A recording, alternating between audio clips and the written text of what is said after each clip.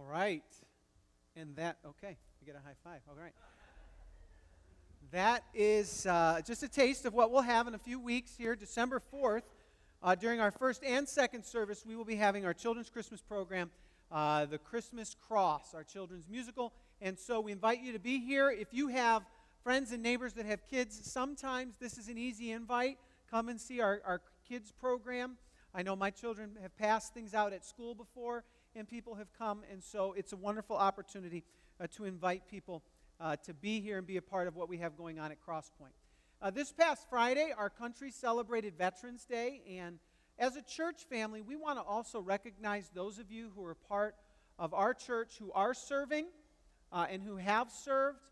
We want to say thank you. So if you're a part of our armed forces, or if you have served in our armed forces, we would like to invite you to stand right now so that we can, as a church family, say thank you.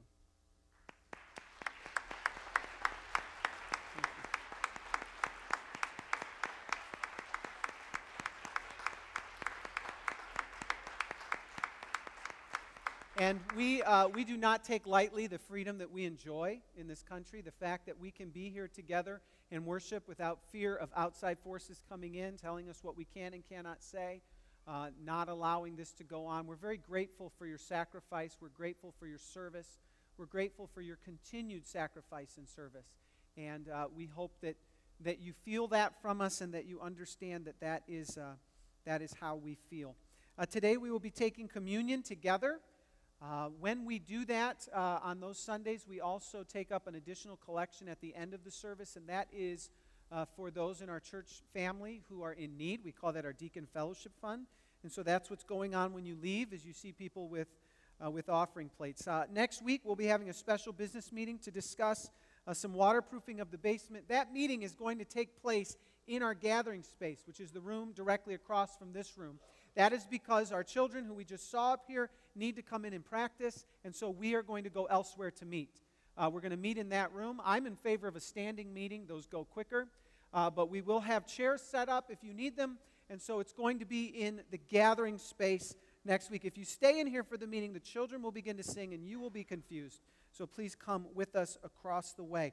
This is our last Sunday to collect Operation Christmas Child shoe boxes. If you did not bring them in but intend to, you need to have them to church by Wednesday.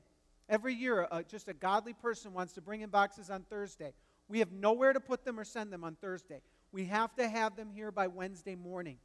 All right? And then next week, we will begin our Adopt a Family outreach through Life Builders. You can read about that in there as well. Coming up on November 17th through the 22nd, it's in our service program, but one of our elders, Jim Reimer, and our pastor, Matt Switek, will be in Paraguay on a visioning trip. And so we want to invite you to be praying for them as they go, that God's will for us and for our church in Paraguay will become clear. And then when we finish this service today in the gathering space, the Worship Arts Conservatory is going to present an update of the ministry that is happening through there, and so you're invited to attend. I think that's everything. That's a lot of announcements. Hopefully you will remember some of them. At this time, I want to invite you to stand and greet those around you.